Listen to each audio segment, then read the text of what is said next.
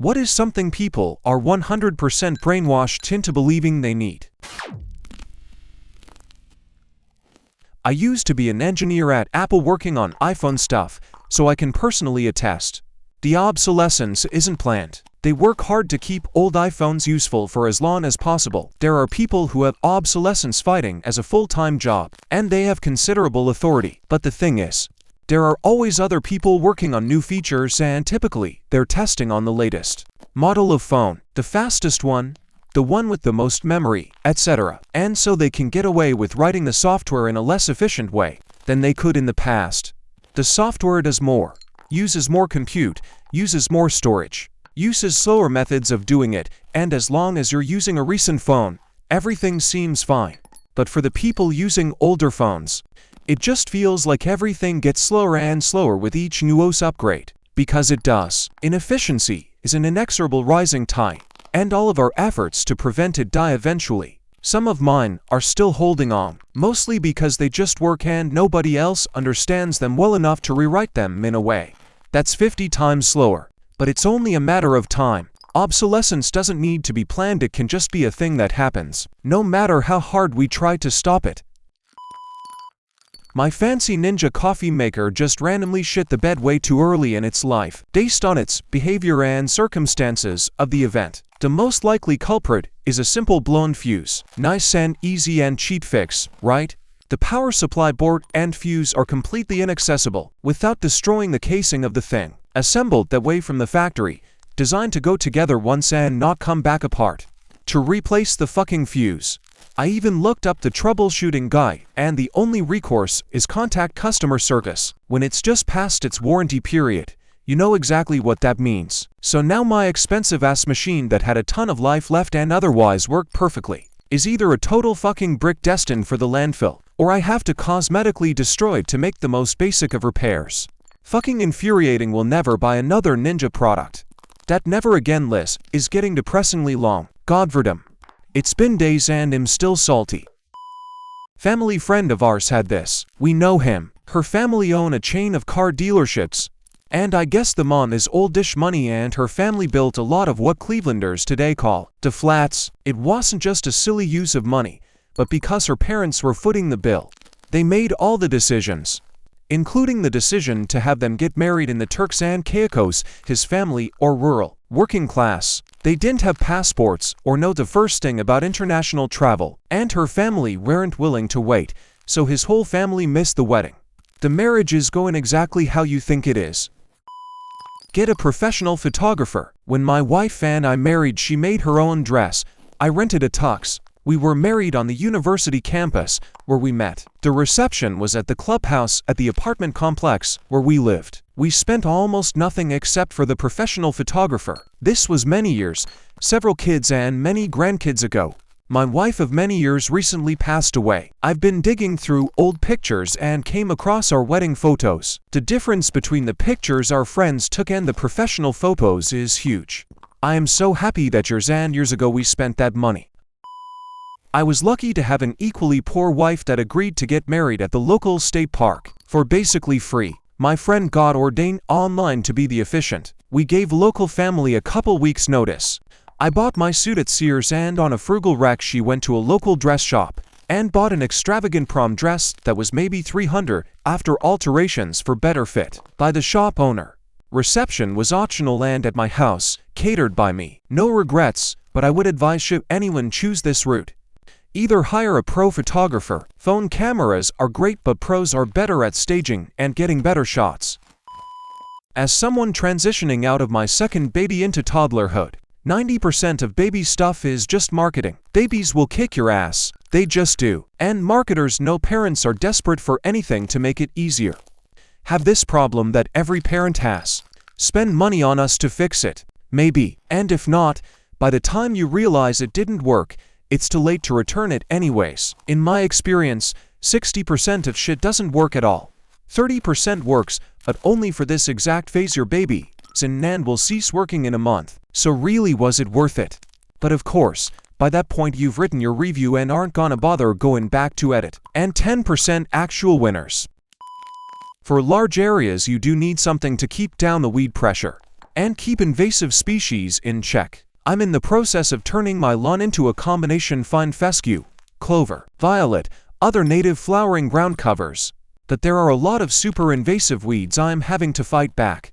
It'll be worth it eventually though. Our backyard was aggressively purple for about a month this spring from the violets and heal-all. Edda. In response to the comment someone deleted, some weeds are native plants that are good for native pollinators, while some crowd out everything else. My yard is being invaded by lesser celandine, Japanese stiltgrass, and garlic mustard. All three are invasive species of concern in my state. Lesser celandine in particular is a bitch to get rid of, spreads when mowed, and is toxic to dogs to boot. People are 100% brainwashed into thinking they need expensive, branded stuff to feel successful or validated, like it's proof they're rich or belong to a certain social class. But honestly, quality over brand is what really matters. You can find high-quality products without the hefty price tag just for a logo. Don't let the brand name fool you. Sometimes the no-name option is just as good, if not better. Thanks to Trump's tariffs, more people are waking up to the fact that those designer handbags and other luxury items are really just overpriced, mass-produced made in China goods with a logo slapped on them. Bags in the grocery store. MY state banned disposable plastic bags a while back. It is amazing the number of people that still freak out because they forgot to bring reusable bags into the store. I stopped bringing bags in ages ago.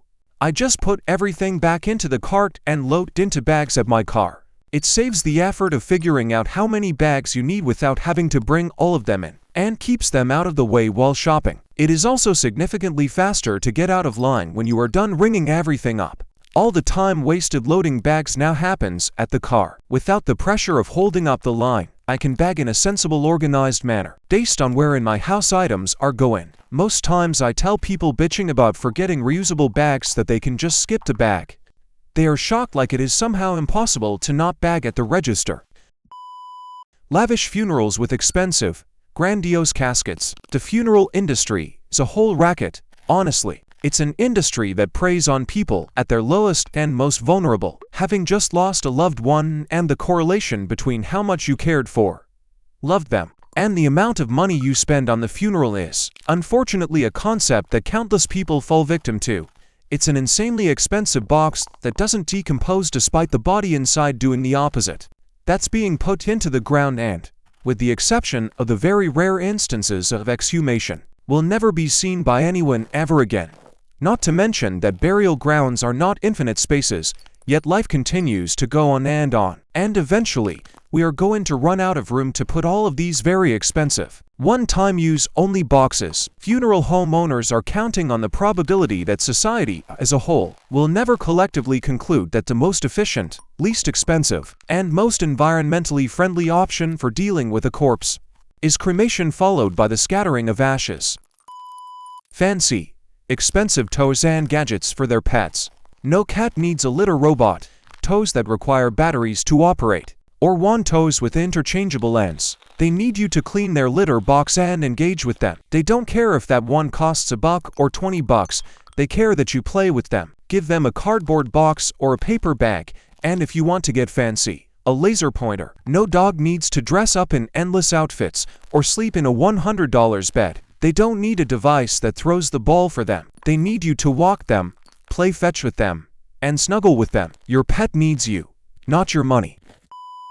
Diapers. There's a very small window in which they are necessary, and everything past that is diaper industry propaganda to get you to keep buying them, and buy larger, more expensive sizes for older and older children. Some children take time and won't stop using them for years. It's normal for children to use diapers even up to the age of 6. No, it's not.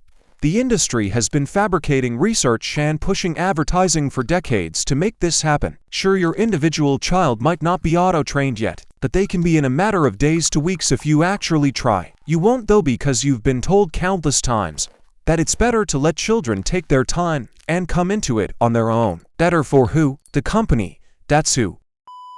Supermarkets. They're a huge reason why everyone is so unhealthy. You go in there to buy groceries and you're bombarded by stimuli to buy unhealthy processed crap. That makes you fat, increases your insulin resistance, and rots your teeth. You're encouraged to buy processed frozen garbage with all kinds of weird oils and preservatives, instead of cooking your own clean food from scratch. Part of the reason why people weren't as fat 100 years ago is because if you wanted sweets and junk food, you had to go to the bakery or make your own or ask your wife, mom, grandma to make it from the raw materials you'd buy from several specialized stores. Eating junk food was an investment in time and effort. It took as much work as cooking a proper meal, so people couldn't do it as compulsively.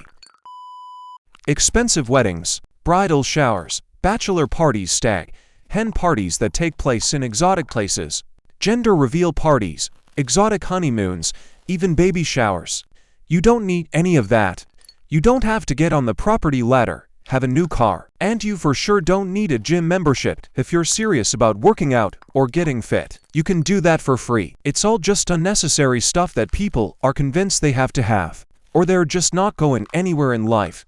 And it's all BS. None of it will make you any happier than doing things low-key, renting, driving a second-hand car, and having a quiet wedding with a small reception. Why put yourself into debt for these things? Ridiculous.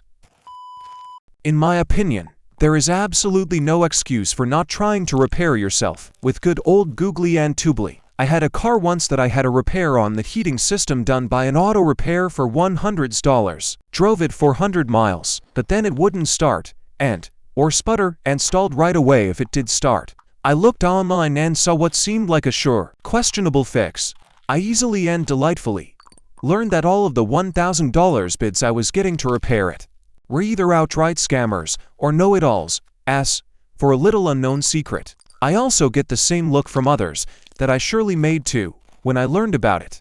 And maybe mechanics can resolve it via the diagnostic system and not even really be aware of it. But a half day of scouring online for what I thought was a pretty truly bizarre thing, as I also thought I was a know-it-all, never hearing of it myself, surely saved me lots of money and needing a new vehicle. I learned that if you have a car battery disconnected for any amount of time, like even to repair something unrelated to the charging system, or need to disconnect the battery to replace or charge it, or any other reason, like a heat issue or thermostat, well, the car's electrical then needs a bit of a reboot. Some of these require a few different steps using the key fob and ignition, or different number of times turning the key before actually starting.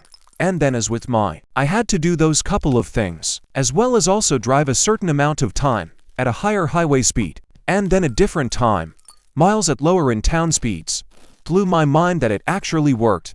I have even just tried it with other makes and models, and all just a little bit different, but successful. Most of my vehicles were newly computerized in the 200s and late 90s. Haven't met a single mechanic that claims to know anything about it. Maybe an industry secret? A way to get more dollar. Most of my cars I tried or needed to do it with. It was necessary and worked. I had a neighbor who replaced a pesky fuel pump in a BMW, and he refused to even listen to me. The car still sputters then dies right away. I think he has now replaced a couple of other electrical, computerized sensors. Same thing, sometimes us girls do know about vehicles, etc. My main point was that with online access to so much info, IMO, there isn't any excuse to not try. So many ignorance is bliss types where I am anyway. I didn't really have anyone ever teach me how to do things. I love fixing things the right way, but a little research goes a long way. I really can't stand the ones who say, well, I don't know how to use Google either. Turns out most just want others to do it for them. And when I was a teen foster parent, as much as the kids would gripe at the time about chores, family meetings, and our learning how to fix things together sessions, etc., the one thing they appreciated the most years later was not only learning how to repair things, but also how important and part of the family it made them feel. Knowing that it would have been so much faster and easier for me and them if I or others had just done things for them, that they appreciated that I took the time and care enough about them to teach them. I had just gotten my BSW in social work, and yet was still not expecting that from all of them. VPNs. Specifically the ones you see in sponsorships, such as Nord or EXP or ESSVPN. Don't get me wrong, there are legitimate use cases for a VPN, but I'd say 99% of the people using them actually have no reason to use them, and are just throwing money away because an ad told them they need it. The data you transmit through the internet is already encrypted, That's what the HTTPS protocol does. And while it may stop your ISP from getting logs of the websites you visit, all you're doing is giving that data to another company and trusting that they're not doing anything with it. It is very difficult to prove that the VPN companies don't keep these logs too. Independent audits can't be used as definitive proof, as they can simply hide these logs whenever they're being audited. Tom Scott made a fantastic video on VPN while ago, and I encourage everyone to watch it. These sorts of VPNs are the snake oil of its security. Diamond rings. A cartel keeps the prices high by controlling 90% of the source, and then launched an over-the-top advertising campaign. Resale you find at market value is probably 10%. There are beautiful gems that cost a fraction of the fake price of diamonds.